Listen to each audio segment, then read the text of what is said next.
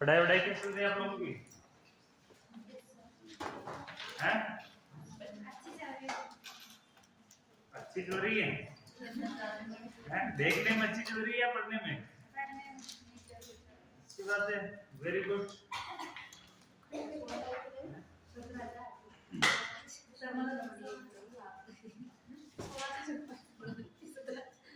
कोशिश तो यही रखो कि अच्छी पढ़ाई करो। समझ में नहीं आता है तो पूछो।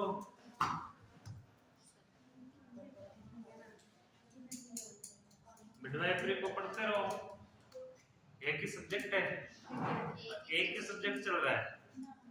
अगर वही नहीं पढ़ सकते तो फिर तो छोड़ दो पढ़ने की आस। इस आपसे ज्यादा लोड तो 10th 12th वालों के होता है। 6 सब्जेक्ट एक साथ चलते हैं, जिसमें मैथ भी होती है, इंग्लिश भी होती है, साइंस भी होती है। अरे वो पढ़ के आए हो आप, लेकिन इस समय तो आपके लोड नहीं है ना, उनके तो आपसे ज्यादा लोड है। अरे लोड जीवन भर रखना पड़ता है। अगर पढ़ाई का लोड नहीं रखा ना, वो तो क्या है कि आजकल का सिस्टम ये हो गया है कि गवर्नमेंट भी थोड़ा ये है कि चलो इनको आगे बढ़ा दो, फेल वेल होने के चांसेस वो बंद हो गए। दूसरे के टीचर को मारना पीटना भी बंद हो गया। कोई नहीं मारता है, कोई नहीं पीटता है। अगर कोई टीचर, आज का टाइम ये हो गया है कि व्यक्तियों बच्चों को कोई अगर ज्यादा दबा के भी बोल देता है ना, डांट भी देता है, तो घर वाले स्कूल पहुंच जाते हैं। लेकिन वो उनका गलत है, नजरिया गलत है, नहीं पूछना चाहिए, क्योंकि बच्चे का डर नहीं होगा तो बच्चा पढ़ेगा नहीं। अगर कोई पिताजी में से या दादा दादी में से टीचर को जाके बोलेगा, टीचर को क्या फर्क पड़ता है बच्चा पढ़े या नहीं पढ़े, वो तो उठाई करी करे, मना नहीं करे उसको, कभी कि तेरे साथ देख ले। तो टीचर को कोई लोड नहीं होता है।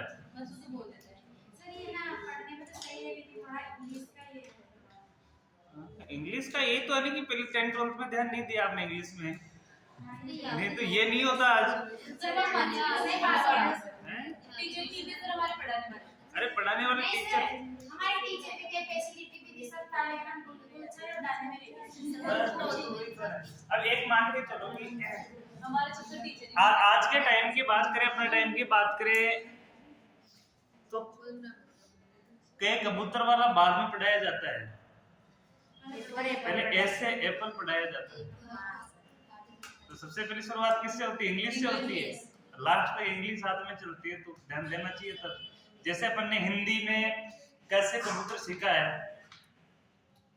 ऐसे ए फॉर एप्पल भी सीखा ही है। तो दोनों साथ साथ ही सीखे हैं, दोनों साथ साथ सीखते हुए हिंदी ज्यादा है, फिर इंग्लिश कम क्यों? बराबरी होनी चाहिए थी ना। लेकिन अपने क्या है कि मानसिकता तो दुखी हो जाती है। सारे सब्जेक्ट सब हिंदी में होते हैं और वो एक इंग्लिश में होता है। नहीं, वो नहीं, एक स्टूडेंट की मानसिकता भी ये हो जाती है कि इंग्लिश नहीं आती है, मानसिकता ये हो जाती है इंग्लिश नहीं आती है। एक क्लास में नहीं होंगे, जीवन भर ही नहीं थे। 6वीं क्लास 8वीं तक आगे गांव में पढ़ रही है, टीचर को सब 10वीं पढ़ दिया तो भी टीचर को 11वीं में टीचर आई थी सिर्फ इंग्लिश बात है। टीचर आए नहीं आए वो अलग थी, वो तो जो गया समय। लेकिन अब का समय ये कि इंग्लिश तो आनी है, मिडवाइफरी है तो इंग्लिश तो आनी है, और इंग्लिश पढ़ना भी पड़ेगा। अब आपको जितनी मेहनत करनी है, ज्यादा कम वो करनी पड़ेगी। कोई इंग्लिश नहीं पढ़ाती क्या? मुझे कोचिंग पढ़ाते हैं, वो सारी कोचिंग चल रही है। तो जीरो लेवल से पढ़ लो, जीरो लेवल से पढ़ लो ना, जीरो लेवल से क्लास स्टार्ट कर लो। कौन सी सर में तो जानती नहीं है, मेरे पूछे 2-3 जगह बता। अरे मेरे साथ लड़का रहता है, 10th में उसको इंग्लिश में पास हुआ था ओनली, और में अच्छे नंबर थे उसके, इतना पास हुआ था कि बराबर ही था। उसको आगे जाके मेडिकल फील्ड में जाना है, साइंस सब्जेक्ट लेनी है, शर्मा क्लासेस में पढ़ता है। उसकी कमी का हमें भी अनुभव हुआ, परिवार वालों को भी, किस चीज में सबसे मैथ में सबसे आगे है वो, साइंस में आगे। कमी किसकी? उसकी इंग्लिश में इतना है कि उसको पढ़ना भी नहीं आता था 10th तक, ये थी कंडीशन। कुछ भी नहीं किया। इंग्लिश स्पीकिंग कोर्स की एक किताब आती है मार्केट में, वो लेके आए थे, और उसको वो यूट्यूब में टेबलेट दिला रखा उसको, टेबलेट है उसके पास 30-35 हज़ार का।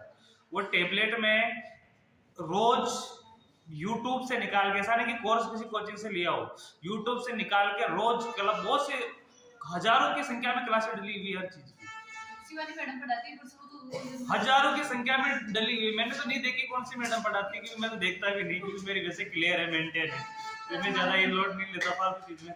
लेकिन ये चीज है कि वो इतना कमजोर होने के बावजूद बहुत से टीचर अपने समझ में आए। वो देखो, वो इंग्लिश की देखी, आज उसकी इंग्लिश टॉप पे है, सब सब्जेक्ट के बराबर इंग्लिश है, लेकिन उसके लिए उसने ये देखो कि हद से ज्यादा मेहनत की है। मेहनत तो अपने को करनी पड़ती है, किसी चीज में आगे बढ़ना है तो अपने को उस पर ज्यादा, जैसे मैथ पे कोई कमजोर तो उसको टाइम ज्यादा दो, किसी को 1 घंटा दे रहे उसको 2 घंटा दो, ऑटोमेटिक वो बराबर लेवल पे आ जाएगी। तो अपने को करना पड़ता है, अभी अंग्रेजी पढ़ती है। अपने को पढ़ना पड़ेगा। ये बहाना नहीं चलता है कि मुझे ये नहीं आता, वो पूछने वाला ये पूछेगा कि क्यों नहीं आता है, कोई ये नहीं पूछने वाला आपसे कि कोई टीचर था कि नहीं था, क्या कमी रही होगी। ये कमियां कोई नहीं देखता, आज रिजल्ट देखते हैं, क्या देखते हैं, रिजल्ट देखते हैं, कमियां कोई नहीं देखते। इसलिए ये तो छोड़ ही दो कि हमारे टीचर नहीं थे तो इंग्लिश नहीं आती है, अपने को सामने इंग्लिश है, टीचर हो या नहीं हो पढ़ना पड़ेगा, लिखना भी पड़ेगा। दूसरी कंडीशन कि पढ़ने की कोशिश हिंदी थिंक में लाओ मत, पढ़ने की कोशिश इंग्लिश में ही करो, क्योंकि लिखना भी इंग्लिश ही है। नहीं तो जिस समय आप लिखने की कोशिश करोगे ना, अभी तो चलो देख देख के लिख लेते हो, ये कर लेते हो, उस समय फिर आपकी मीनिंग गलत हो जाएगी, आप नहीं लिख पाओगे, नहीं लिख पाओगे, मैं गारंटी के साथ कहता हूं। इसलिए पढ़ो, मीनिंग लिखो। हम कौन से, मैं कभी प्राइवेट स्कूल में गया ही नहीं, न कभी मैंने लाइफ में कोचिंग की है, कंपटीशन की भी कोचिंग नहीं की, आज दिन तक मैंने किसी कोचिंग का चेहरा नहीं देखा जाके कोचिंग कैसे होती, कोचिंग कैसे पढ़ाया। मैंने सेल्फ स्टडी में ज्यादा भरोसा रखता हूँ, मैं सेल्फ स्टडी करता हूँ, मैं टीचरों पे भी कम ही भरोसा करता हूँ, मैं कॉलेज भी बहुत कम गया हूँ क्योंकि जो चीज समझना है मैं खुद पे समझने की काबिलियत रखता हूँ, मैं समझ लेता हूँ, समय लग सकता है लेकिन मैं कैसे भी करके उसको समझ लेता हूँ। तो मैं टीचरों पे भी ऐसा ज्यादा लोड नहीं लिया मैंने, क्योंकि खुद समझने के है तो समझ लेते हैं, ऐसा कुछ नहीं, सिस्टम नहीं है। इंग्लिश हो, हिंदी हो, मैं तो आज नहीं तो कल समझ में आएगी, जो जब तक समझ में नहीं आए जब तक मैं छोड़ता भी नहीं। डाउट कोई नहीं रखता माइंड में, कोई डाउट माइंड में चल रहा है तो नींद में भी डाउट सामने जाता है, मैं मोबाइल खोल के बैठ जाता हूँ, क्योंकि डाउट तो लाइफ में रखना ही नहीं है। आपके भी है तो उस समय क्लियर करो, ऐसा नहीं कि डाउट अभी चल रहा है 1 घंटे बाद डाउट भूल जाओगे तो डाउट जीवन भर रहेगा। डाउट हमेशा क्लियर होना चाहिए, नींद में भी याद आ जाए तो उठ जाओ, डाउट के लिए इतना एक्टिव रहो तब जाके डाउट क्लियर होगा। दूसरी कंडीशन है कि मैंने भी इंग्लिश आपके जैसे पढ़ी है, टीचर सभी हुए थे, मीनिंग रटवाते थे, इसके अलावा उस लेवल के टीचर थे उस समय जिनको टेंस खुद को भी नहीं आता था अच्छे से, वो पुराने टाइम के लगे हुए टीचर है, और उस समय इंग्लिश का महत्व कम था, टीचर तो बन गए हो, ठीक है। हमने अब के टीचर आ रहे हैं वो सुपर इंटेलिजेंट है, क्यों कंपटीशन फाइट करके आ रहे हैं। जो पुराने टीचर थे तो रिटायरमेंट हो चुके, उनकी कंपटीशन नहीं था उस समय। हमारे एक टीचर है प्रताप नगर कॉलोनी में, उनका मकान है, प्रताप नारायण कॉलोनी है जयपुर रोड पे, वहां उनका मकान है। वो 11th क्लास में टीचर लग गए थे। बोलो कौन सी क्लास में? 11th में, जब गवर्नमेंट वैकेंसी आई थी पैरा टीचरों की, सुविधा बेस में लगे थे पैरा टीचर, और वो 2-4 साल बाद में क्या हो गए, परमानेंट हो गए। उन्होंने बेड बाद में किए, 12th बाद में पास किए, बीए वगैरह सब बाद में हुई है। वो टाइम था, उनकी नॉलेज वही थी जो इतनी नॉलेज अपनी है, तो वो टीचर स्टूडेंट को क्या पढ़ाएंगे, वही पढ़ाएंगे जो उनकी नॉलेज में। अभी के जो टीचर आ रहे हैं बहुत सुपर इंटेलिजेंट टीचर आ रहे हैं, कंपटीशन फाइट करके आ रहे हैं, हर चीज की उनको जानकारी है, सब्जेक्ट की हद से ज्यादा। तो अब फायदा अपन उठाने नहीं तो टीचर कोई मेहनत नहीं करना चाहता, अभी हर टीचर कोई मेहनत करने वाला नहीं होता, लेकिन आज के टीचर मेहनत करने वाले हैं। क्यों? खुद ने मेहनत करके आए हैं। क्यों आए हैं? खुद मेहनत करके आए, इसलिए वो मेहनत कर रहे हैं। और जो बिना मेहनत के गवर्नमेंट जॉब लग गई और क्यों मेहनत करेंगे पढ़ाने, पढ़ो तो पढ़ो। आज तक हमें हिस्ट्री इस प्रकार पढ़ाई गई है जैसे कोई कविता सुनाई हो गई, चैप्टर लेके चेयर पे बैठ जाते किताब खोल के, और बस पढ़ते पढ़ते पढ़ते लास्ट में आ गए कल क्वेश्चन आंसर करके लिए आना, बस ये होता था। इसके अलावा बीच में क्या हुआ, कौन सा राजा महाराजा इधर उधर हुआ, कुछ ज्ञान नहीं, सिर्फ यही था कि स्टार्टिंग से स्टार्ट किया, बांसते बांसते बांसते पढ़ते पढ़ते लास्ट तक आ गए, और चैप्टर खोल गया, इसके अलावा कुछ नहीं होता। तू पढ़ रहा घड़ी बिल्कुल यही था, किसी स्टूडेंट को खड़ा करके पढ़ा दिया करते हाँ, थे, सर। चैप्टर हो गया पूरा। हाँ, सर, मैं भी पढ़ती हूँ। हिंदी की कोई सारांश नहीं बताया आज तक टीचरों ने। हिंदी में तो बता देते हैं, सर। हिंदी के सारांश, गद्यांश, पद्यांश आते थे, उनका जरूर गद्यांश पद्यांश का श्लोक का इंद्यर्थ होता था, नहीं तो चैप्टर का सारांश किसी ने नहीं दिया कि चैप्टर कहना। अब हिंदी में देखना कि प्रत्येक चैप्टर कहानी के आधार पे है, हाँ। एक स्टोरी के आधार पे वो चैप्टर बना हुआ है। हीरा मोती की कहानी है, ऐसी मतलब पूरी स्टोरियां हैं, तो उस स्टोरी का एक्सप्लेनेशन किसी ने नहीं किया कि स्टोरी किस बेस पे है, क्या कहना चाहती है, कोई नहीं बताया। खड़े हो, पढ़ो, हो गया पूरा, बैठ जाओ, कल क्वेश्चन आंसर कर लेना, ये होता था। फिर भी अपना बुक से अपना पास से पढ़ो। मैंने खुद ने, हमारे टीचर आए थे, उन टीचरों ने एक ही चीज बोली थी, वो थे तो और सब्जेक्ट के टीचर, उन्होंने एक ही चीज कहा था कि अगर इंग्लिश लिखना सीखना है, इंग्लिश पढ़ना सीखना है, तो सबसे पहले तो इंग्लिश में कक्का लिखना सीखो। क्या बोला था? इंग्लिश में कक्का लिखना सीख लो। इंग्लिश में कक्का लिखना सीख लिए तो इंग्लिश के 5 शब्द याद कर लो मात्रा के, कि कौन कौन से हैं, कौन कौन से? A-E-I-O-U, ये याद कर लो।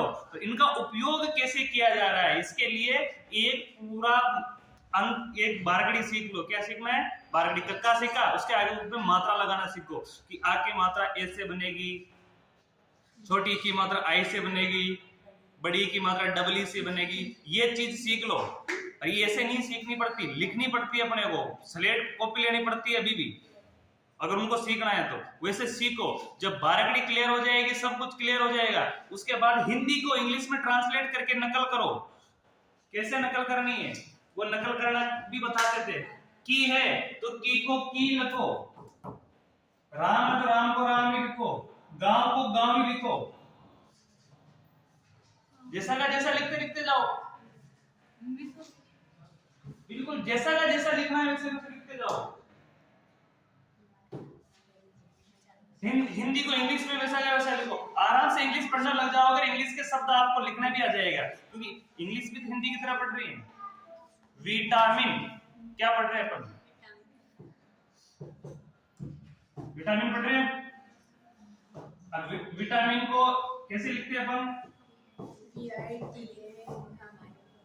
विटामिन पढ़ रहे हैं, है तो हिंदी, इसको आराम से लिख सकते हैं अपन, विटामिन। सही है, तो लिखना सीखे। इसी प्रकार इंग्लिश सीखनी पड़ती है, जब जाके इंग्लिश आती है। पहले हिंदी को तो इंग्लिश में लिखना सीखो, इंग्लिश तो बाद की बात। आराम से लिखते लिखते ऑटोमेटिक लगेगा आपको कि आने लग गई है, अब लिखने भी लग गए, पढ़ने भी लग गए।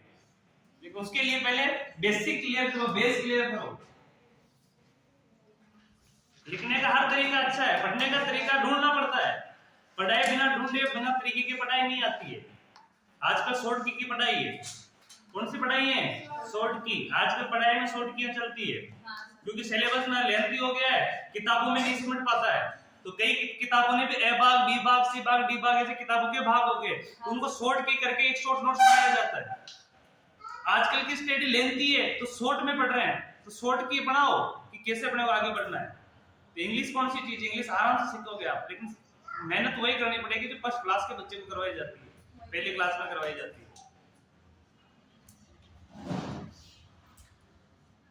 अगली हेडिंग है अपनी, गर्भावस्था में होने वाले शारीरिक परिवर्तन।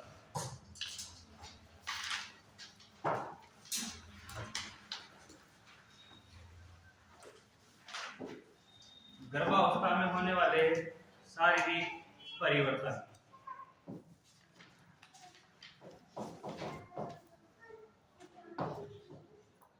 Physiological changes during pregnancy.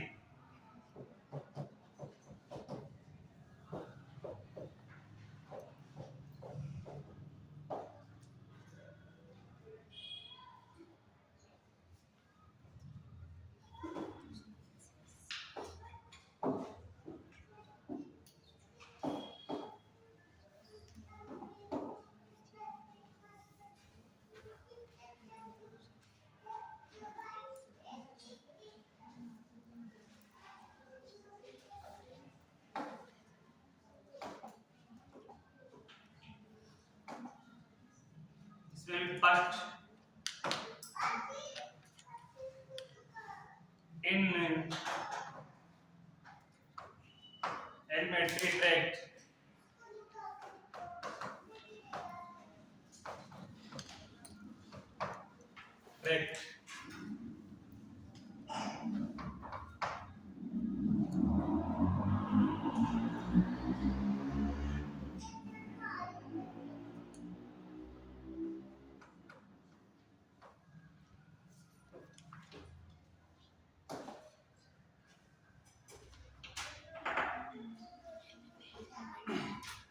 दूसरी कंडीशन ये है कि इंग्लिश में तो ग्रामर देखी जाती है, साइंस में कोई ग्रामर नहीं देखता है।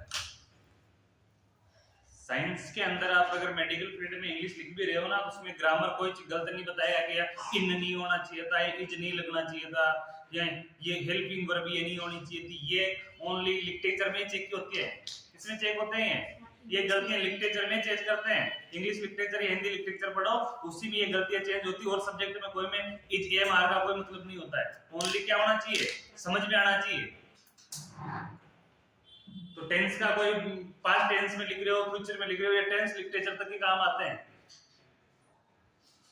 यह कोई टेंस नहीं है, इंग्लिश होती है में सभी को मिक्स करके लिखते जाओ, लेकिन समझ में आना चाहिए। कम कॉम के सबका एक अर्थ होता है, जाना आना जा रहा है, वो फर्क वही है। समझ में आना चाहिए कि वो जा रहा है, वो जाता था, जाता है, जा रहा है, ये छोड़ दो तो लिटरेचर में गई।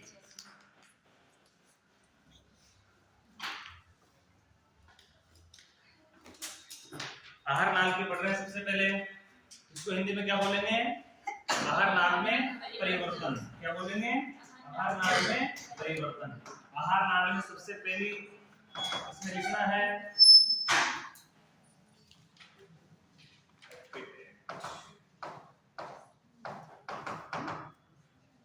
भूख।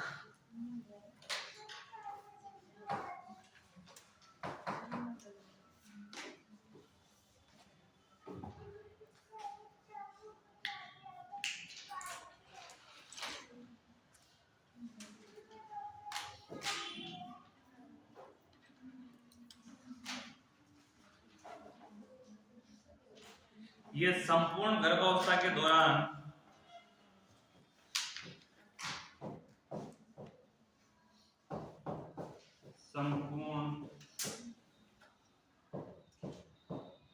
प्रेगनेंसी के दौरान, ये संपूर्ण प्रेगनेंसी के दौरान सामान्य रहती है।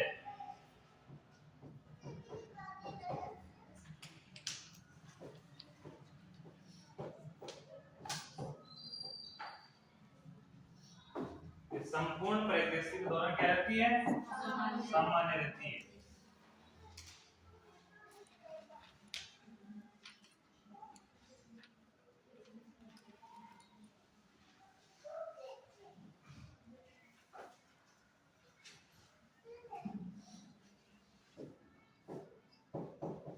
पीक का उपस्थित रहता है।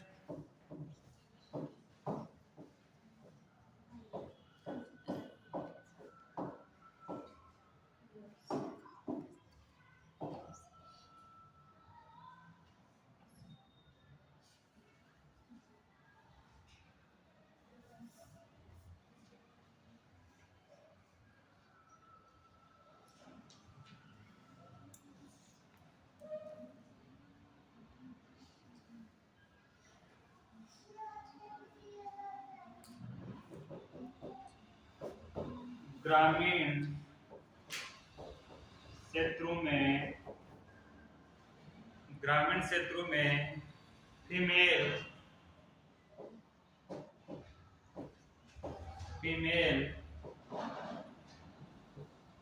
पिका डिसऑर्डर में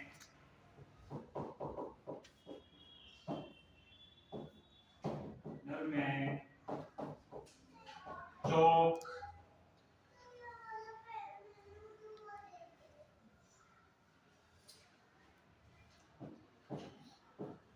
पत्थर, मिट्टी खाना पसंद करती है।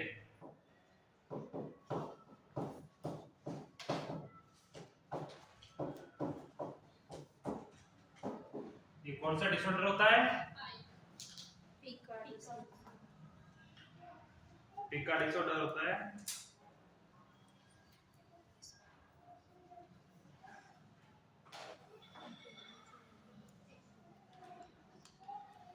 अब इसमें डिसऑर्डर को लिखवाने की जरूरत नहीं है, इस पे नोट लिखवाने की जरूरत नहीं है, याद आ जाएगा ना पिका डिसऑर्डर को।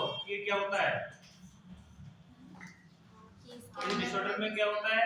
कैल्शियम की कमी, यानी अन्य चीजों को अपनी आवश्यकता के अनुसार अन्य चीजों को खाने की इच्छा करता है, वो कुछ भी अन्य चीजों को।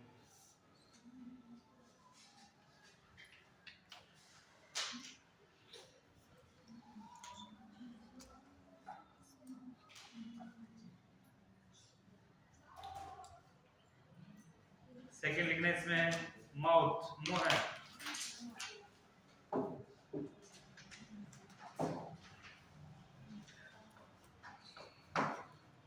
बी में लिखना मुंह है, माउथ।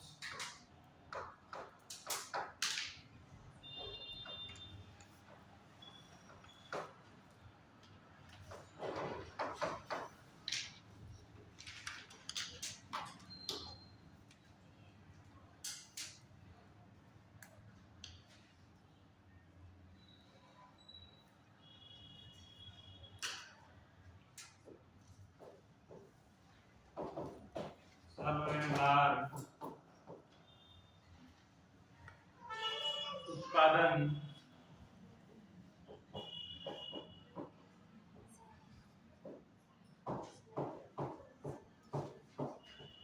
अपरिवर्तित रहता है।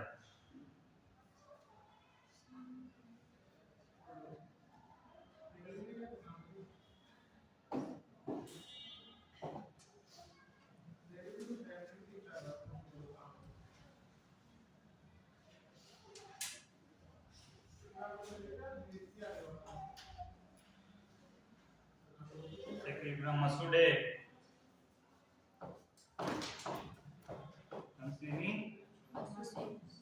मसूड़े। सॉफ्ट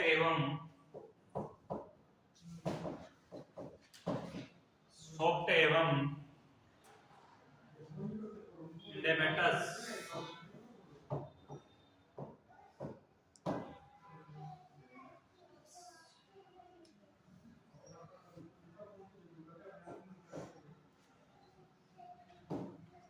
इसको लिखा सूजन युक्त,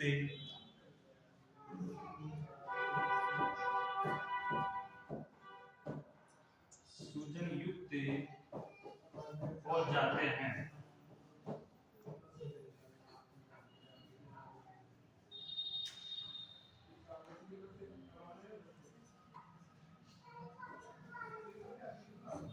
मसूड़े कैसे हो जाते हैं? सॉफ्ट एवं सूजन युक्त।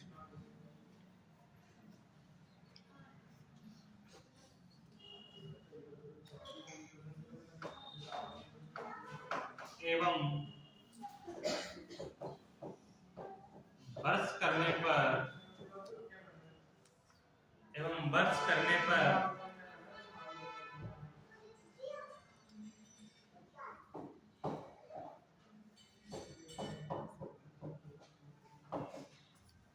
Bleeding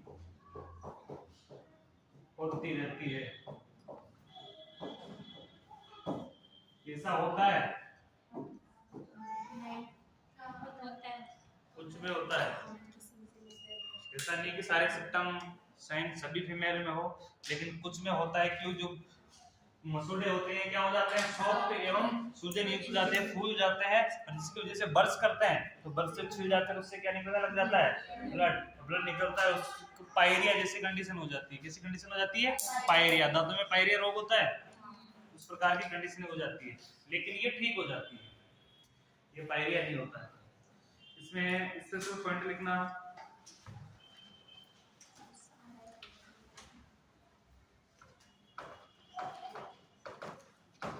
special point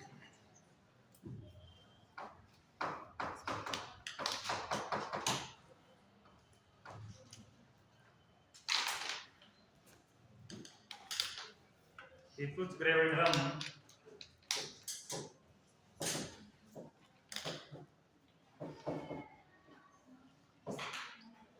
Diffuse gravidarum.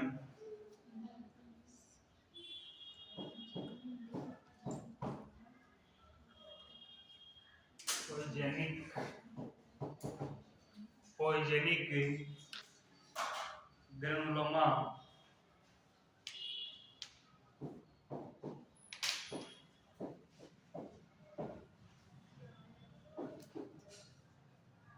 Poigenic granuloma. ये प्रेगनेंसी के दौरान यह प्रेगनेंसी के दौरान ये प्रेगनेंसी के दौरान होने वाली अवस्था है।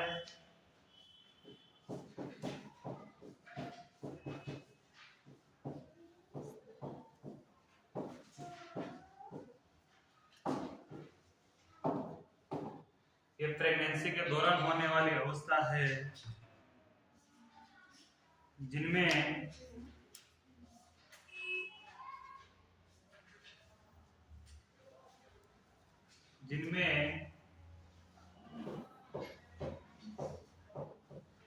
ट्यूमर जिंजावाइटिस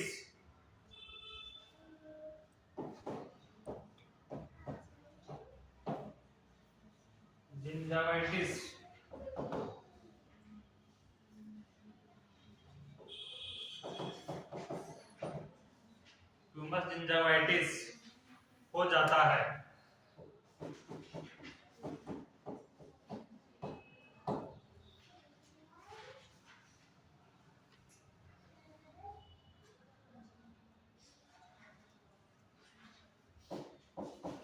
एवं इनमें से अत्यधिक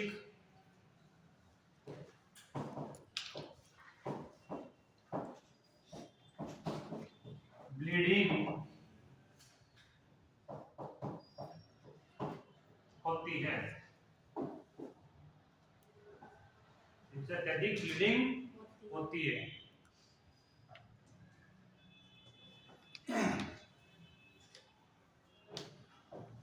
यह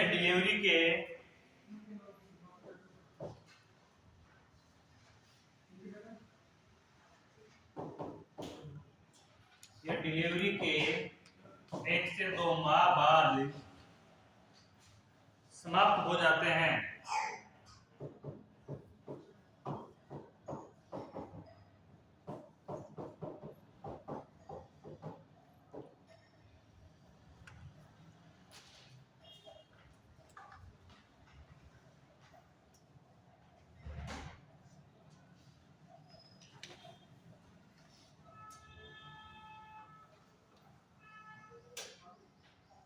ग्रेडम पॉइजनिक ग्रेनुलोमा ये प्रेगनेंसी के दौरान ये दोनों स्थितियां हैं। ये प्रेगनेंसी के दौरान होने वाली अवस्था है जिनमें क्या होते हैं ट्यूमर जिंजावाइटिस हो जाते हैं जिनसे अत्यधिक ब्लीडिंग होती है। ये डिलीवरी के कितने बाद खत्म हो जाते हैं?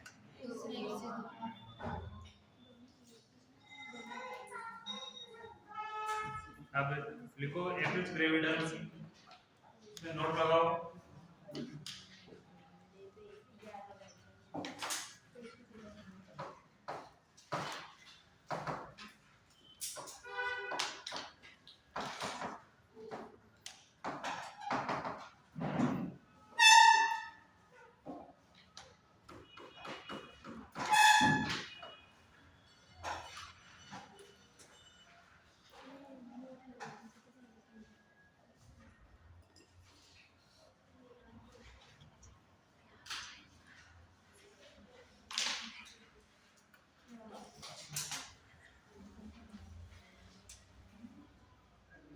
यह प्रेगनेंसी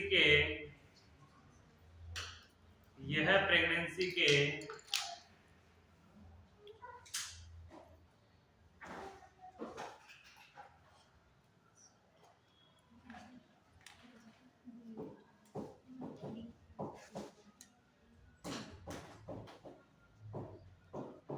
के दौरान होने वाली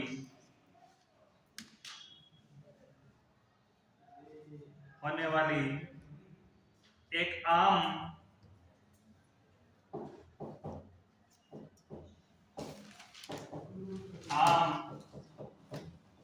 गैर कैंसर युक्त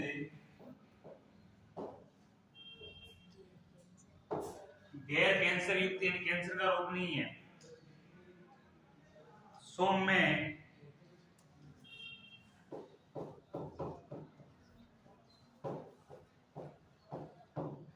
सूजन या ट्यूमर जैसी वृद्धि है।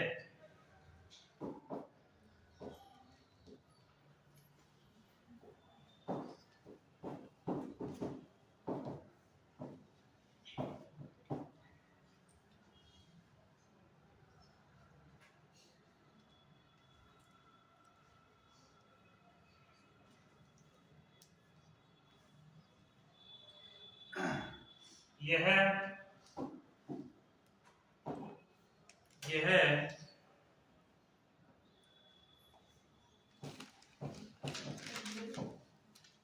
मुख्य रूप से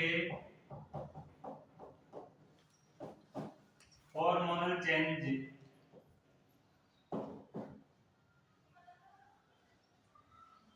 के कारण होती है।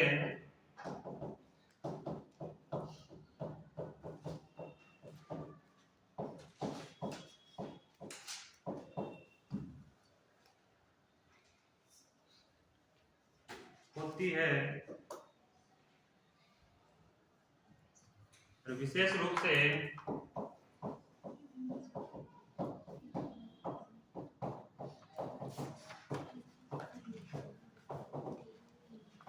प्रोजेस्टेरॉन के उच्च स्तर से, विशेष रूप से प्रोजेस्टेरॉन के उच्च स्तर से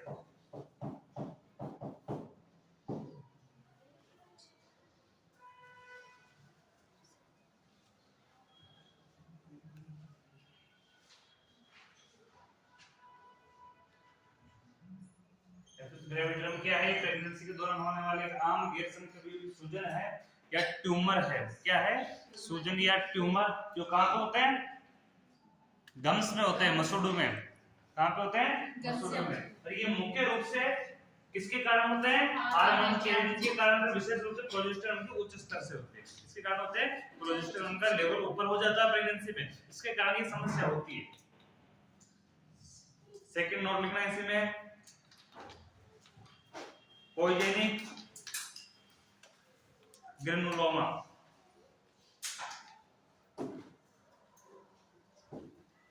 दोनों इंपोर्टेंट है।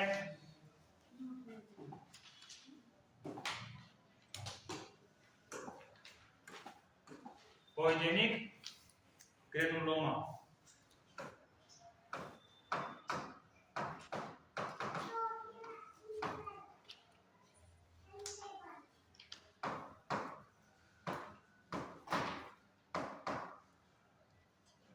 पॉइजेनिक ग्रेनुलोमा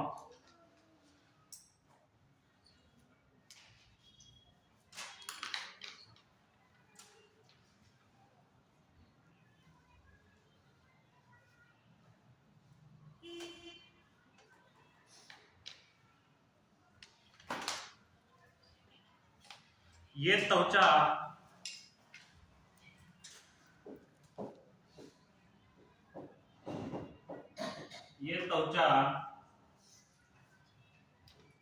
एवं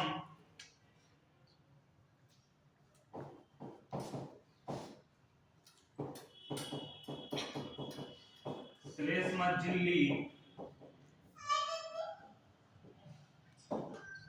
त्वचा एवं श्लेष्मा झिल्ली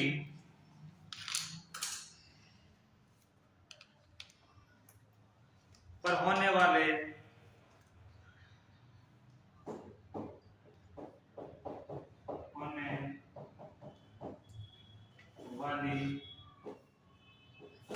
एक आम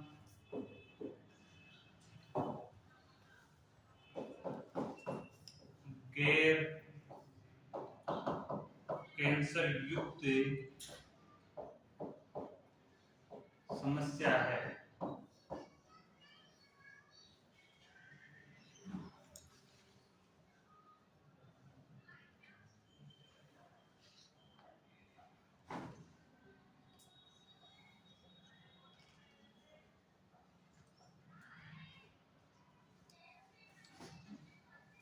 जो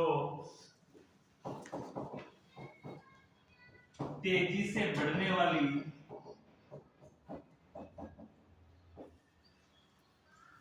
लाल गांठ,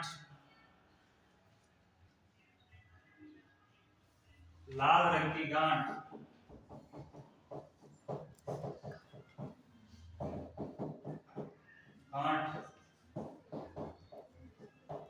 बनाती है।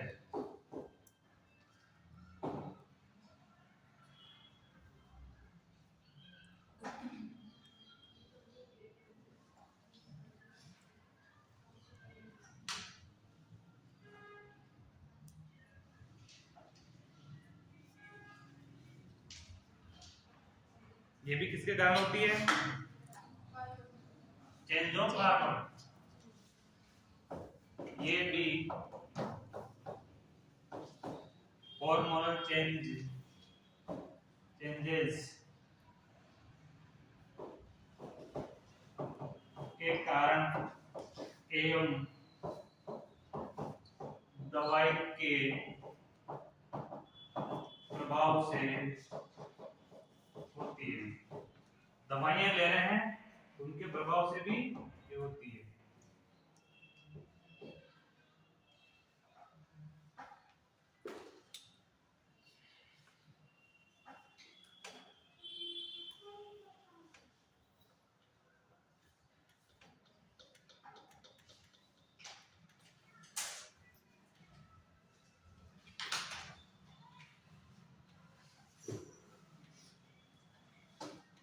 इसी में एक शब्द और आया है जिंजावाइटिस, जानते हो इसको?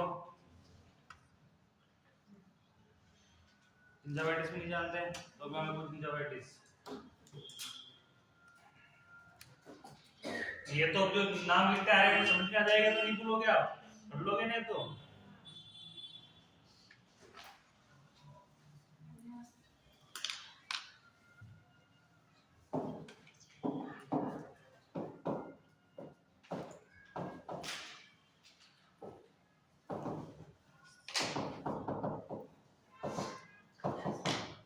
ट्यूमरस जिंजावाइटिस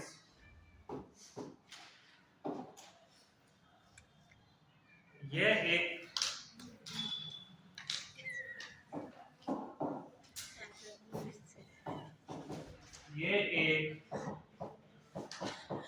मसूड़ों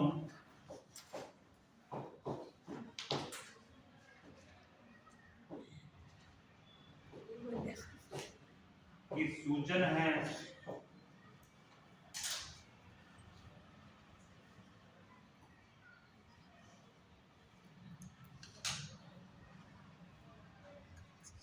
जो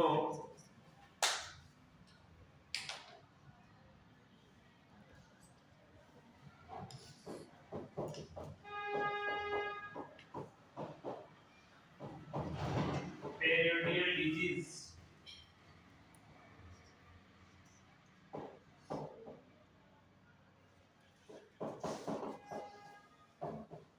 डिजीज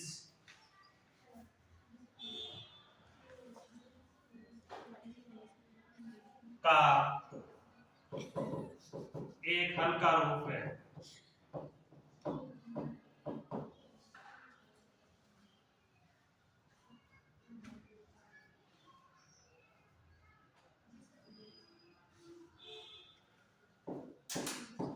जिससे धातु के आसपास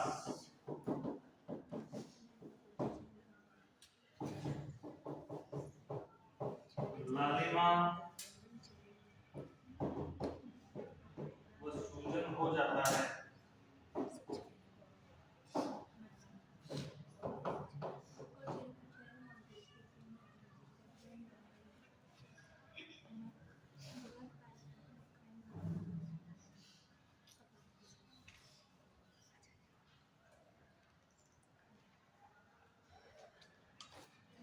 ये सारी बीमारियां बिना ट्रीटमेंट के ठीक हो जाती है, क्योंकि ये किसकी वजह से हो रखी है?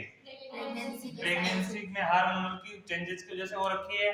ये गैर कैंसर युक्त रोग है, कैंसर का रोग नहीं है। कैंसर में भी ऐसी समस्याएं होती है, जब ओरल कैंसर होता है ना तो उसमें भी ये समस्याएं होती है, लेकिन ये समस्या कैंसर वाली नहीं है, गैर कैंसर युक्त है। कौन सी है? कैंसर युक्त नहीं है, गैर कैंसर युक्त है। इसमें कैंसर का कोई रोल नहीं है। ये हार्मोनल चेंजेस की वजह से हो रहा है या अन्य कारणों से हो रहा है, प्रेगनेंसी के कारण हो रहा है, तो प्रेगनेंसी कुछ समय बाद ऑटोमेटिक ये ठीक हो जाता है। ठीक है, कितने महीने बाद? लगभग 1 से 2 महीने बाद ये ठीक हो जाता है। और जरूरी नहीं कि सभी में हो, कुछ में ये समस्याएं होती है, कुछ में से ज्यादा होती है, लेकिन कुछ में नहीं होती। कुछ फीमेल को वोमिटिंग ज्यादा होती है, पूर्ण प्रेगनेंसी में होती है, पूरी प्रेगनेंसी कंसीव होकर कंप्लीट हो जाती है तब तक होती है, बहुत सी फीमेल को होती है, और बहुत सी को होती नहीं है, और बहुत सी को स्टार्टिंग 3 महीने में होती है, तो वो है। और स्टार्टिंग बहुत सी फीमेल को स्टार्टिंग 3 महीने में भी उबार के होती है, उल्टियां नहीं होती है, वो भी 1-2 बार कभी कभार मॉर्निंग टाइम, मॉर्निंग सिकनेस के समय हो सकती है, नहीं तो उनको नहीं होती है नॉर्मल। ठीक है, ये हो जाता है कभी कभार। अगली हेडिंग लगाओ, स्टोमच, आमाशय। ये तीनों एक नोट्स पे ऐड कर लेना, इससे बाहर का हिस्सा है। ऐसा नहीं कि एग्जाम में आप इनका एक्सप्लेन करने लग जाओ, ये समझने की चीज है। एक तो ये क्या थे? तीनों नोट थे, यानी इसके बाहर का हिस्सा है, समझने के लिए बताया मैंने। नहीं तो ये हमेशा के लिए ये कंफ्यूजन रह जाता है कि ये चीज होती क्या है, समझ में नहीं आती है।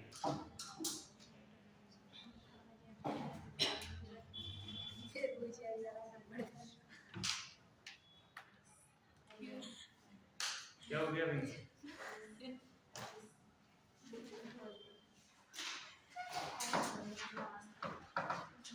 ज्यादा एक्सप्लेन करने के चक्कर में सिर्फ ये भी लिख दे तो भी ज्यादा नंबर देते। नहीं, ये अपने समझने के लिए उसमें सीधा सीधा लिखा हो कि ये चीज क्या होती है, लेकिन क्या है कि काबिलियत में मुझे भरोसा है।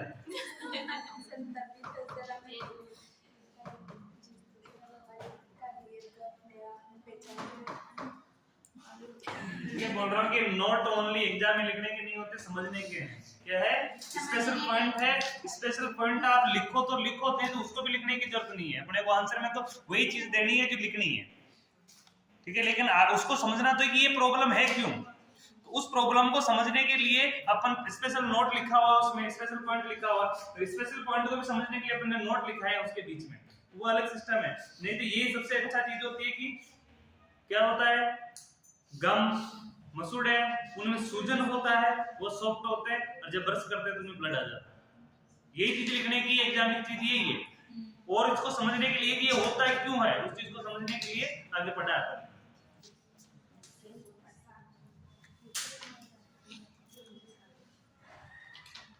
इसमें लिखना टोन एवं मोटिलिटी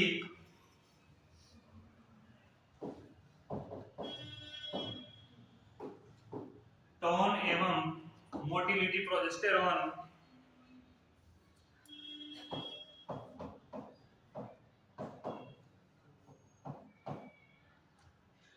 टोन एवं मोटिलिटी प्रोजेस्टेरॉन हार्मोन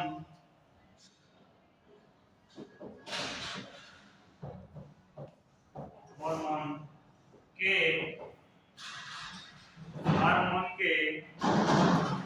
रिलीजिंग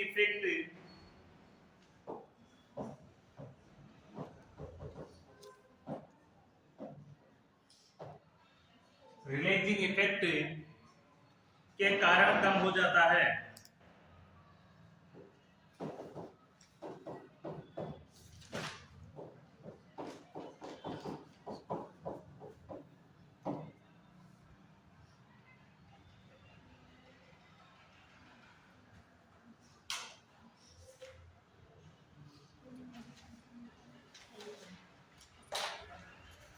अब इसमें एक चीज है, टोन।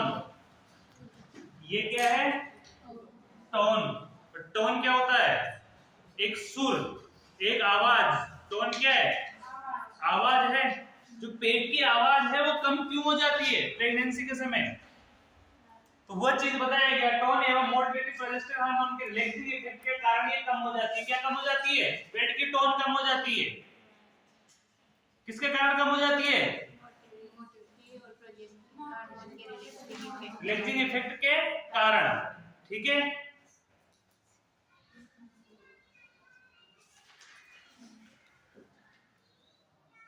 नेजी उपस्थित रहता है।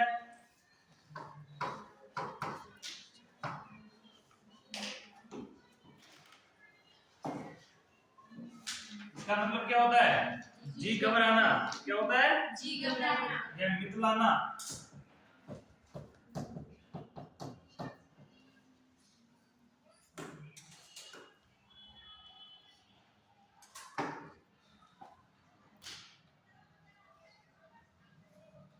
उपस्थित रहता है।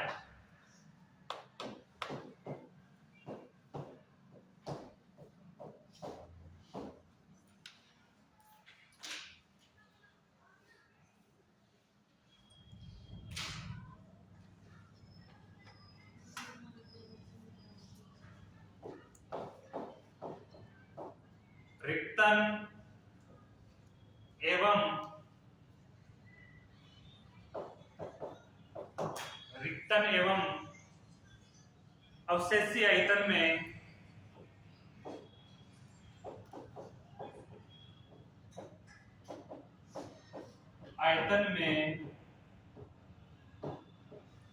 वृद्धि होती है।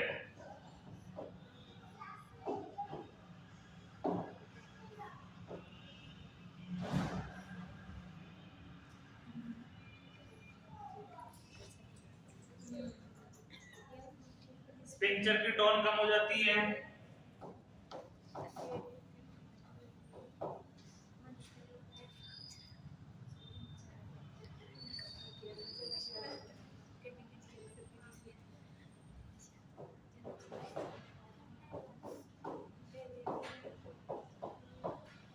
टोन कम हो जाती है।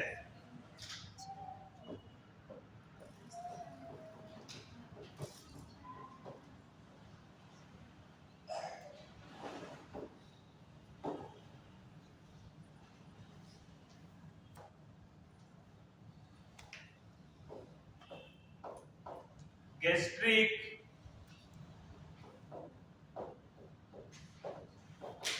एसिड का स्त्रावण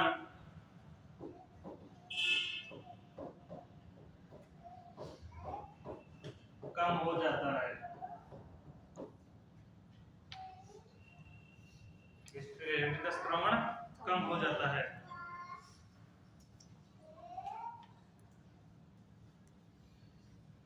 इसमें लिखना गैस्ट्रिक एसिड के अंदर ही ये है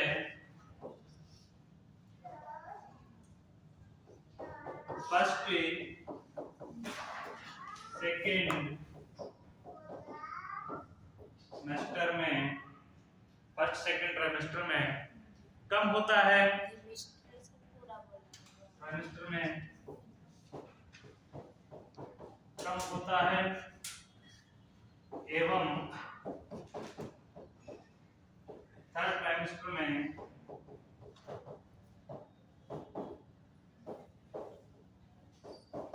बढ़ जाता है।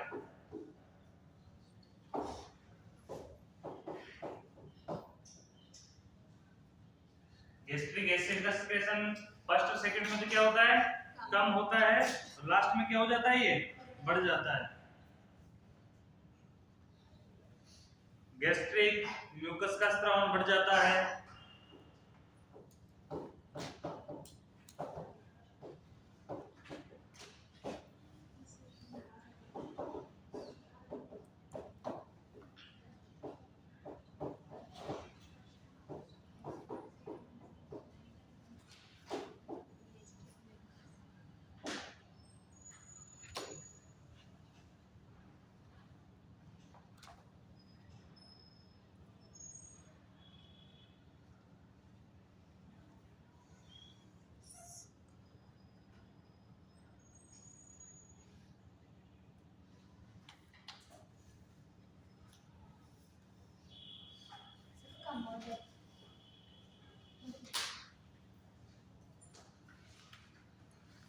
गैस्ट्रिक म्यूकस बढ़ जाता है।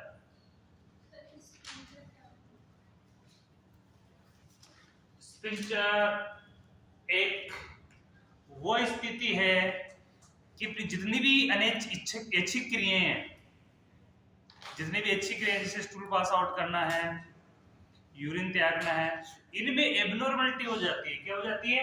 एबनॉर्मलिटी हो जाती है। इसमें लिखना है इसका भी नोट लिखो।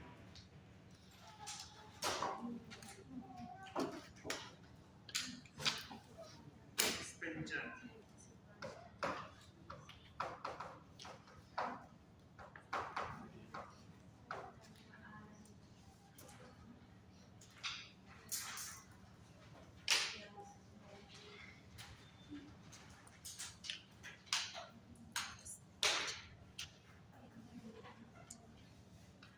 यह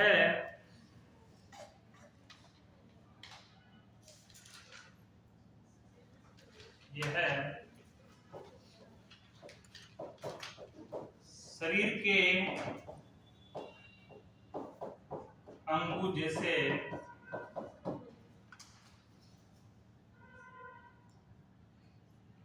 पेट,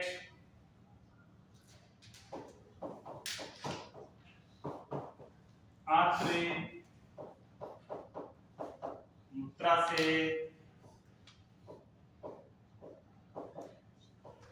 एटीसी,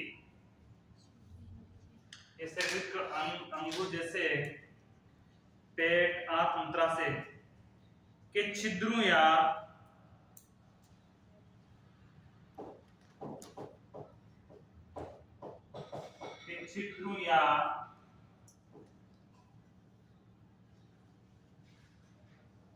छिद्रों या रास्तों को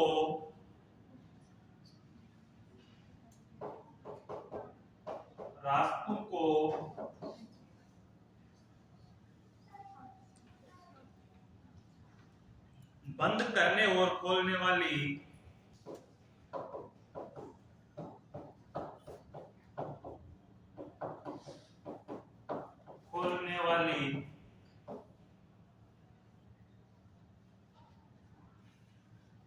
गोल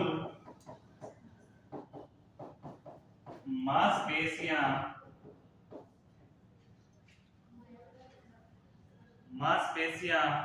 होती है।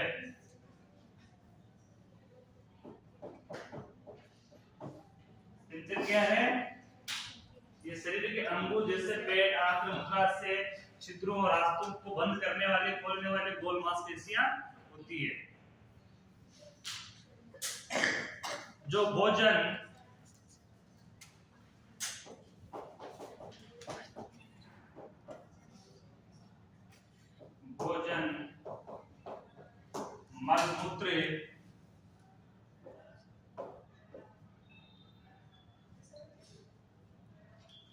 मलमूत्र हवा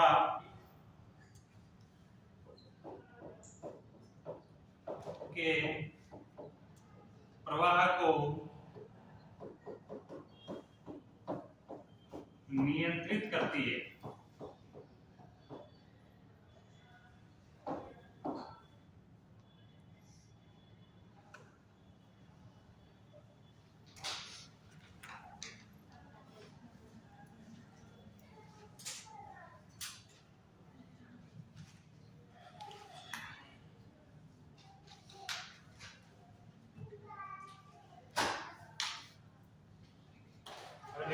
Small bowel,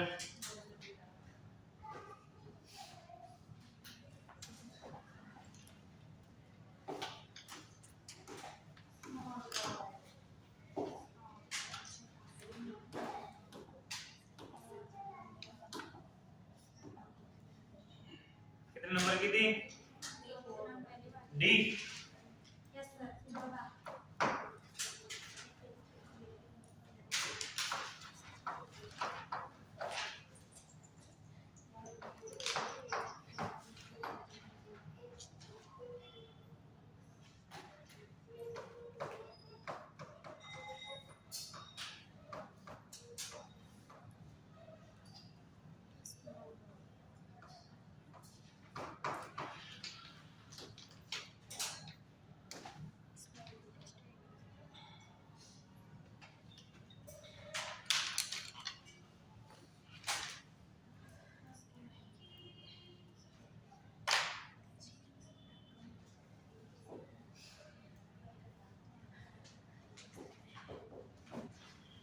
इसकी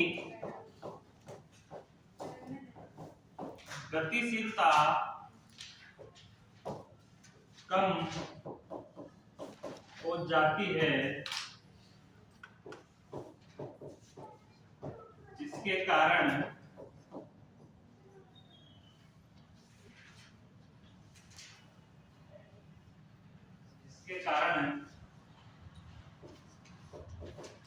बड़ी आंत में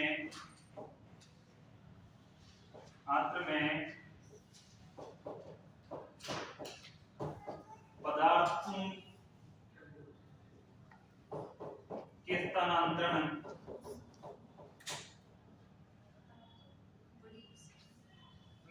में लगने वाला समय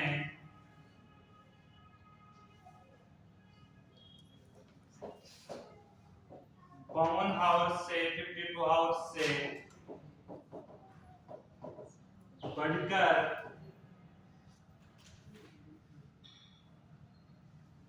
58 आवर्स हो जाता है।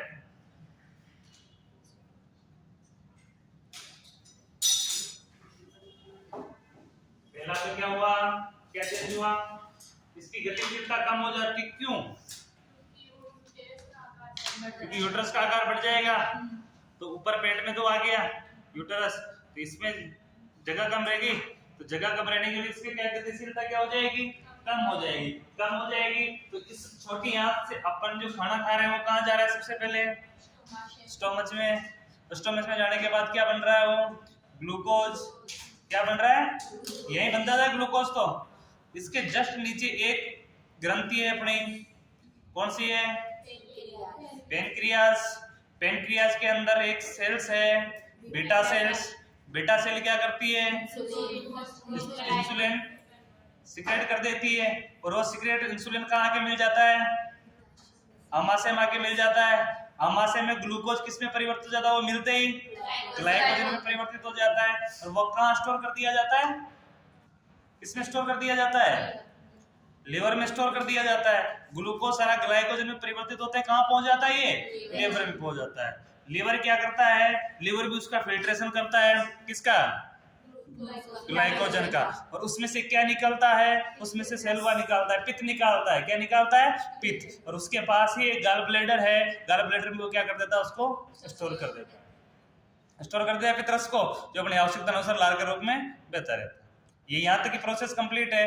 जस्ट जो बचा हुआ ग्लूकोज के अलावा बचा हुआ मटेरियल है आमाशय में, वो कहाँ पहुंच जाता है, ग्लूकोज ही नहीं होता, आमाशय में बहुत सा मटेरियल होता है और भी खाने के साथ, तो वो कहाँ पहुंच जाता है, स्मॉल इंटेस्टाइन में पहुंच जाता है। इसमें पहुंचने के बाद वो घूमता रहता है, घूमता रहता है, कितने घंटे तक, 52 घंटे तक। कितने घंटे तक घूमता रहता है, 52 घंटे तक, क्योंकि वो सबसे लंबी और सबसे बारीक ट्यूब है।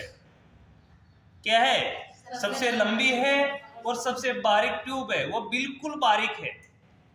उसके अंदर से खाना गल गल के हल्का हल्का जाता है, ऐसा नहीं कि खाना डायरेक्ट जा रहा हो। कितना जा रहा है, हल्का हल्का जाता है। और ये कहाँ तक जाता रहता है, ये क्या है, मोमेंटम होती है, टोन होता है इसमें, क्या होता है, टोन। और इसमें मोमेंट होता है, जो मोमेंट क्या काम करता है, खाने को आगे धकेलता जाता है। ये मोमेंट क्या काम करता है इसका, खाने को आगे, क्योंकि गतिशील है पूरी, तो वो गति क्या करती है, ऊपर से खाना आ रहा है, वो इसमें से निकलता ये उसका अब्जॉर्प्शन करती रहती है। और इसका भी पार्ट है, जेजुनम पार्ट है बहुत से 3-4 पार्ट इसके भी। तो पार्ट क्या करते हैं, एक दूसरे को जो भी उनकी आवश्यक चीजें हैं वो लेते रहते हैं, और ये मोमेंट करते करते कहाँ पहुंच जाती है, बड़ी आंत तक पहुंच जाती है। बड़ी आंत जाने के बाद वो बड़ा काम है, उसका आकार भी बड़ा है और उसकी साइज भी छोटी है। वो क्या करती है, इसको स्टोर करती है। स्टोर करने के बाद वो भी क्या करेगी, उसमें से उसकी जो आवश्यक चीजें हैं उसका ऑब्जर्वेशन वो करेगी, उसमें से क्या करेगी, ऑब्जर्व करेगी। और वो यहाँ से प्रारंभ होती है, और जहाँ से प्रारंभ होती है वहीं एक और उसका एक भाग होता है, जिसको क्या बोलते हैं अपन, अपेंडिक्स। जहाँ छोटी आंत उससे जुड़ती है, उसके जस्ट निचले वाले, ऊपर तो जुड़ती है छोटी आंत, और निचले वाले से उसी प्रकार की संरचना होती है नीचे, जिसको क्या बोलते हैं अपन, अपेंडिक्स। अपेंडिक्स होती है, उसका कोई काम नहीं होता, कई कारणों की वजह से उसमें सूजन वगैरह हो जाता है, उसको काट कर निकालना पड़ता है। यहाँ से खाना स्टार्ट हुआ, यहाँ से खाना स्टार्ट हो गया, एब्जॉर्प्शन होता होता होता होता यहाँ होके कहाँ से निकलता है, यहाँ होके यहाँ से होता होता यहाँ आ जाता है। तो यहाँ क्या है, रेक्टम। यहाँ पे कौन सा हिस्सा है, रेक्टम। रेक्टम में स्टोर होता जाता है। ये डाइजेस्ट सिस्टम की पूरी प्रक्रिया है। तो जो प्रक्रिया कितने घंटों में पूर्ण होनी थी, 52 घंटों में पूर्ण होनी थी, अब कितने घंटे में हो रही है, 4 घंटे में। यानी कितने घंटे बढ़े, कितने बढ़ गए, 6 घंटे। अच्छा हाँ, अब कंपटीशन में सवाल आ सकता है कि प्रेगनेंसी के समय छोटी आंत द्वारा किया जाने वाला कार्य कितने आवर के लिए बढ़ जाता है, 2, 4, 6, 8। तो कितना हो गया, 6। ऐसे ही क्वेश्चन आंसर आते हैं। जो लोगों ने सुना नहीं हो, समझा नहीं हो, ऐसे ऐसे आंसर देता है वो। अब इनको जिन्हें बारीकी से पढ़ा हो वो तो 6 घंटे निकाल लेता है, इसने नहीं पढ़ा हो 6 घंटे के, उसको ये लगता है कि 8 घंटे 2 घंटे या तुक्का भी मार दे तो चलो बैठ गया तो जैसे आराम, नहीं बैठा तो भी जैसे आराम। ठीक है। और लिखना, आयरन का अवशोषण बढ़ जाता है। आयरन का अवशोषण बढ़ जाता है। अब एक चीज देखना, ग्लूकोज से ग्लाइकोजन परिवर्तन हुआ, कहां हुआ, लीवर में। अब ब्लड के अंदर ग्लूकोज जाता है, ग्लाइकोजन जाता है, ग्लूकोज ही जाता है। ब्लड के अंदर कौन जाएगा, ग्लूकोज जाएगा। अब उसमें कौन सा चीज ऐसी है ब्लड के अंदर जो ग्लाइकोजन को अंदर लेके किसमें परिवर्तित कर देता है, वापस ग्लूकोज में परिवर्तित करता है। चयापचय क्रिया ग्लूकोज की होती है, किसकी होती है, ग्लूकोज की होती है।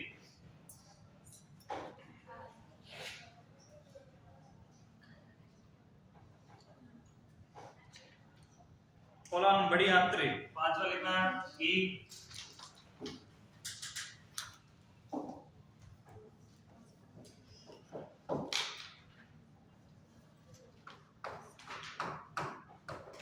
बड़ी आंतरिक।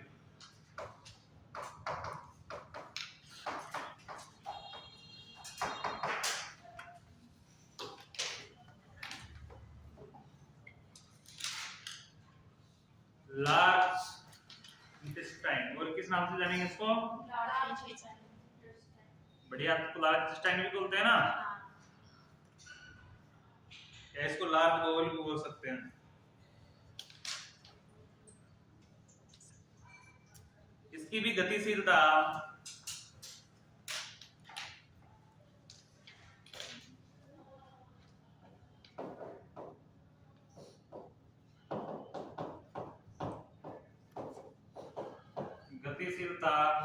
गतिशीलता को इंग्लिश में क्या करते हैं,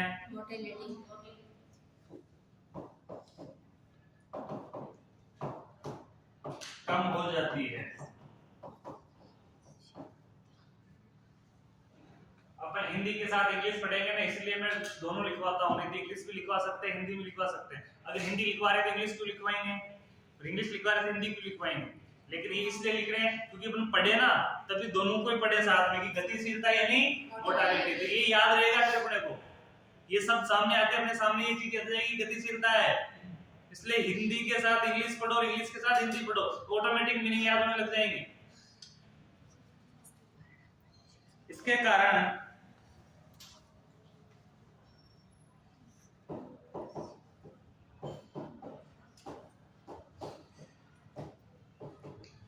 कब्ज,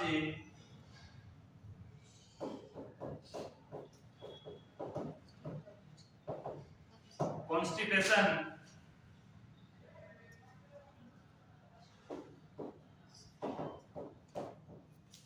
की संभावना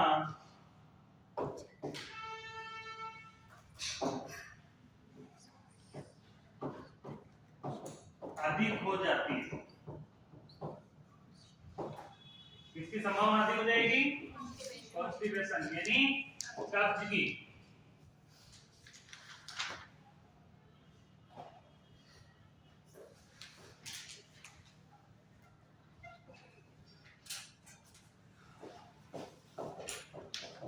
जल का अवशोषण,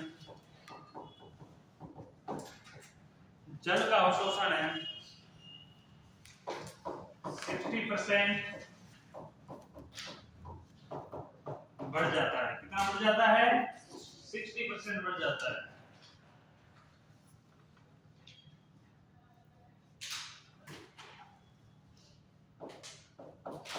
Na+ यानी सोडियम आयन, Na+ यानी सोडियम आयन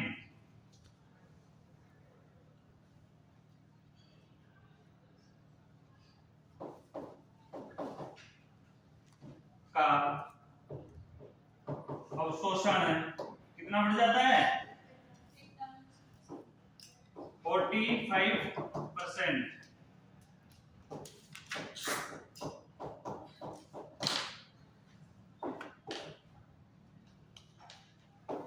इसको नॉट मत समझ लेना, ठीक है, वो प्लस ही है।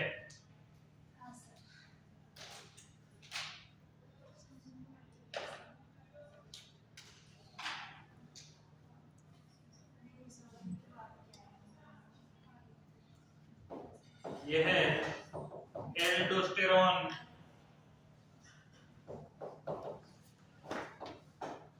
हार्मोन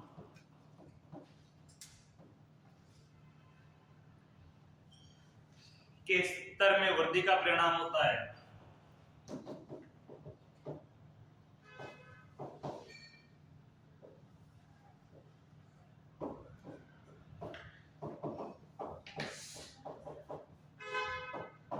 इसका परिणाम होता है, इसमें वृद्धि का एल्डोस्टेरोन हार्मोन के स्तर में वृद्धि का परिणाम होता है। क्या परिणाम होता है? जिससे सोडियम और जल का अवशोषण क्या होने लग जाता है? बढ़ जाता, अधिक हो जाता है। तो लास्ट है, इंपॉर्टेंट पॉइंट है, याद रखने वाला पॉइंट है, कंपटीशन का पॉइंट है। यानी इतने शब्द मैंने बोले तो कंपटीशन का है, हर चीज का है तो इंपॉर्टेंट ही होगा, ठीक है।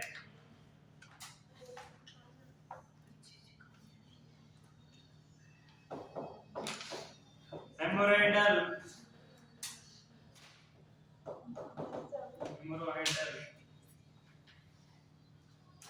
वेन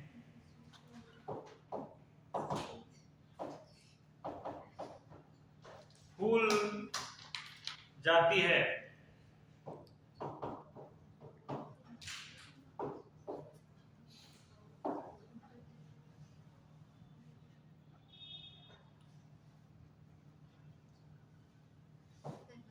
और यह पाइल्स यानी बवासीर को क्या करती है? प्रोत्साहित करती है। क्या करती है? प्रोत्साहित करती है।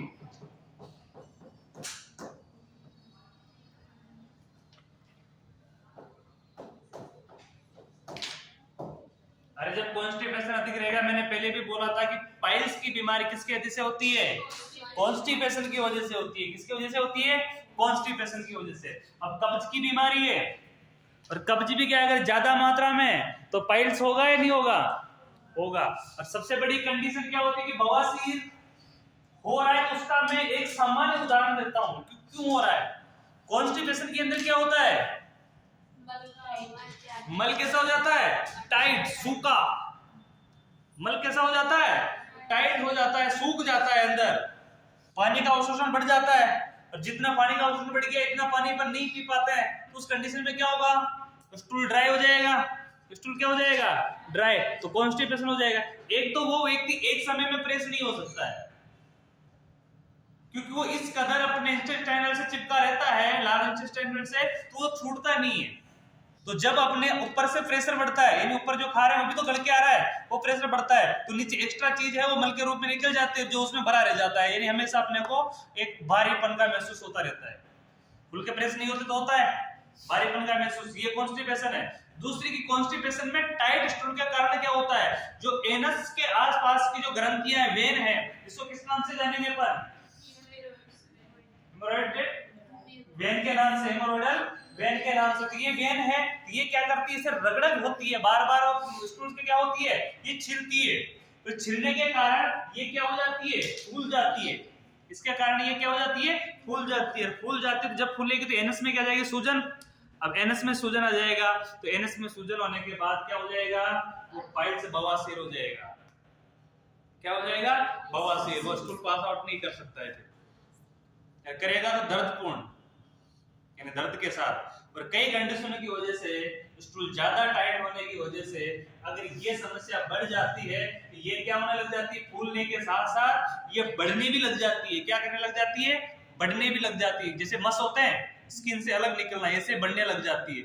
और के बाद के वो इतने भी बढ़ जाते हैं जो बाहर भी आने लग जाते हैं पाइल्स। तो उनको फिर सुखा कर किसी एक मेथड विधि से सुखा कर बाहर निकाला जाता है। वो पाइल्स के ऑपरेशन होते हैं, वो पाइल्स की ये समस्या है। और जब वो मस छिलते हैं, जब स्टूल पास आउट करते हैं, जब वो मिस छिलते हैं, तो उसके साथ ब्लीडिंग भी होती है। ये गेन समस्या है, पाइल्स वाला व्यक्ति बैठ नहीं सकता है, वह सही तरीके से टाइट स्थान पर बैठ भी नहीं सकता है, ऐसी समस्या उसको होती है। तो ये हो सकता है। इसकी सबसे बड़ी समस्या क्या है, कॉन्स्टिपेशन। और इसका सबसे अच्छा इलाज कॉन्स्टिपेशन का, सलाद खाओ, सलाद जितनी मर्जी है इतनी खाओ। दूसरा, पानी तो कर लेना ही है, पानी तो अपन नॉर्मल अपने आवश्यकता के अनुसार पी रहे हैं, लेकिन फिर भी अब ज्यादा एक्स्ट्रा पानी तो अपन पी नहीं सकते, जितना जरूरत है उतना पी रहे हैं। लेकिन फिर भी अगर ये समस्या है तो उसमें क्या है, एक तो भोजन हल्का लो, बिल्कुल हल्का भोजन। दूसरे, सलाद वगैरह ज्यादा लो। वो तो ऑयली चीजें तो वैसे अपने को फ्राई चीजें तो नहीं खानी, इसलिए तो बोल रहे हैं सलाद का ज्यादा उपयोग करो। सलाद में खीरा हो गए, चुकंदर हो गए, बहुत चीजें होगी। और गर्भ प्रेगनेंसी के समय तो चुकंदर और नींबू का ज्यादा उपयोग करना चाहिए। नींबू का इतना ज्यादा भी नहीं कि ज्यादा ही हो जाए, लेकिन नॉर्मली उसका उपयोग करना चाहिए। क्यों? क्योंकि ये आयरन के संश्लेषण में सहायक है। एसिड क्या करता है, आयरन का संश्लेषण अच्छा करवाता है, तो संश्लेषण करने से आयरन की मात्रा अच्छी बढ़ेगी। और इसके साथ साथ जूस भी पीना है तो नींबू डाल के चुकंदर का पिलाओ, ब्लड की कोई कमी नहीं आनी है जीवन में। दूसरी कंडीशन है कि सलाद में काम में लेना है, चुकंदर लो। हर साल ज्यादा भी नहीं तो भी आदमी को 5 किलो चुकंदर तो खाने ही चाहिए। कितने? 5 केजी एक साल के अंदर। ऐसा नहीं कि रोज की बात बता रहा हूँ, एक साल के अंदर कम से कम इतनी की मात्रा लेनी चाहिए। इससे क्या होता है, अपने पूरे साल भर की पूर्ति हो जाती है। 5 केजी एक साल में खा लेंगे ना अपन, इससे पूरे साल की पूर्ति हो जाती है। ऐसा तो हो ही नहीं सकता कि वो खाना नहीं आ सके, मुंह में जाएगा तो पेट में जाएगा। चुकंदर ऐसी चीज है, आवाज नहीं, चुकंदर ऐसा फल है, ऐसा पदार्थ है जिसको आप 6 साल तक भी रख सकते हो, कभी सड़ता ही नहीं हो। चुकंदर कभी नहीं सड़ता है। वो आयरन उसमें पता नहीं ऐसे क्या है, उसका पानी खत्म हो जाएगा, उसमें सड़ोट आ जाएंगे, लेकिन वो सड़ेगा नहीं। फिर भी अंदर से काटोगे, बाहर से तो लगेगा कि खराब हो रहा है, अंदर से काटोगे तो बिल्कुल लाल निकलेगा, जैसा होगा वैसा ही निकलेगा, वो खराब नहीं होता है। इसलिए तो चुकंदर एक सीजन में होते हैं, लेकिन मार्केट में हमेशा उन सीजन मिलते हैं, हमेशा अवेलेबल रहते हैं। और जो उसी की प्रवृत्ति का है शलजम, आता है, बिल्कुल सेम है। ये लाल होता है और वो व्हाइट लाल होता है, उसके 2 रंग होते हैं, उसमें गुलाबी व्हाइट होता है। वो खराब हो जाता है, मूली खराब हो जाती है, गाजर खराब हो जाती है, सूख जाते हैं कुछ दिनों के बाद। वो नहीं सूखता, उसमें क्वालिटी है, इसलिए उसको खाओ, अच्छी चीज है, काम में लो। मूली के समय में मूली काम में लेनी चाहिए, मूली कॉन्स्टिपेशन को दूर करती है, बिल्कुल दूर करती है। गाजर उपयोग में लो, केरा उपयोग में लो। केरा आजकल तो सीजन में नहीं, हमेशा मिलती है, अनलिमिटेड मिलती है केरा, तो ऐसा काम में लेना चाहिए चीजों को। और तो प्याज वगैरह, प्याज उसको तो खाते ही लोग, ये तामसिक प्रवृत्ति के लोग सारे खाएंगे इस चीज को, नहीं छोड़ने वाले। दूसरी कंडीशन ये है कि इसको खाने से और कुछ नहीं होता। प्याज लहसुन खाने से बॉडी में ब्लड सर्कुलेशन तो ठीक रहता है, हार्ट अटैक की संभावना नहीं होती है। दूसरी, इंसुलिन सिक्रेशन, लहसुन का जितना प्रयोग करोगे इंसुलिन सिक्रेशन बढ़ेगा। लेकिन इसका एक ही है कि ये तामसिक प्रवृत्ति में आते हैं, इसको खाने वाले व्यक्ति क्रोधित ज्यादा होते हैं। कैसे होते हैं? क्रोधित, ये गारंटी की बात है, ऐसा होता है, तामसिक में आते हैं। इसीलिए तो ब्राह्मण और बनिया, अरे आवाज नहीं, ब्राह्मण बनिया इसको क्यों नहीं खाते हैं? इसलिए नहीं खाते कि इसकी प्रवृत्ति तामसिक है, और दूसरी कंडीशन, इनको खाने से गर्मी बढ़ती है, शरीर के अंदर गुस्से की प्रवृत्ति बढ़ती है, इसलिए वो नहीं खाते। कितने शांत होते हैं, उनको गाली भी खाड़ के जाए ना, गाली भी, तो उनको गुस्सा नहीं आता। क्यों? क्योंकि वो एक प्रवृत्ति में दे रहे हैं, इसलिए ऐसा होता है। नहीं तो अच्छा है, ब्लड सर्कुलेशन अच्छा रहता है। लहसुन प्याज हार्ट डिजीज वाले के लिए इसको रामबाण इलाज बोला गया है, अचूक इलाज, ब्लड सर्कुलेशन मेंटेन रहेगा, खाना चाहिए। सभी खाते हैं, आपको कौन सा बढ़िया है?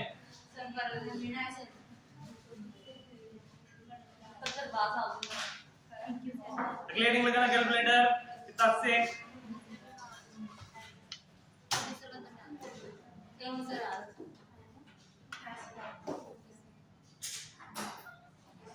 लगा दो।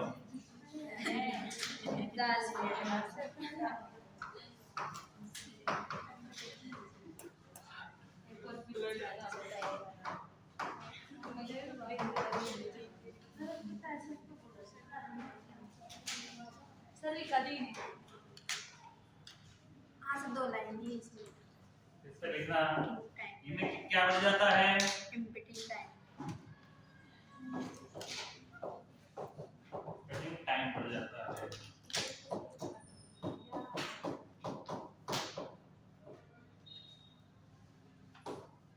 अपनी यही कमी है सबसे ज्यादा कि अपन जो आवश्यक चीजें वो नहीं खाते, जो आवश्यकता नहीं है वो ज्यादा खाते हैं, इसीलिए अपन ज्यादा बीमारी का शिकार होते हैं, इसीलिए हॉस्पिटल में भागते रहते हैं। लेकिन जरूरत के हिसाब से चीज खानी चाहिए कि अपनी बॉडी किस चीज की जरूरत है, वो चीज अपने को खानी चाहिए। देखिए लिखना फास्टिंग एंड रेजिडुअल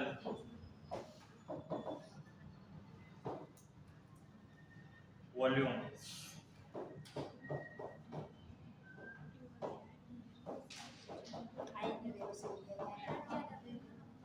बढ़ जाता है।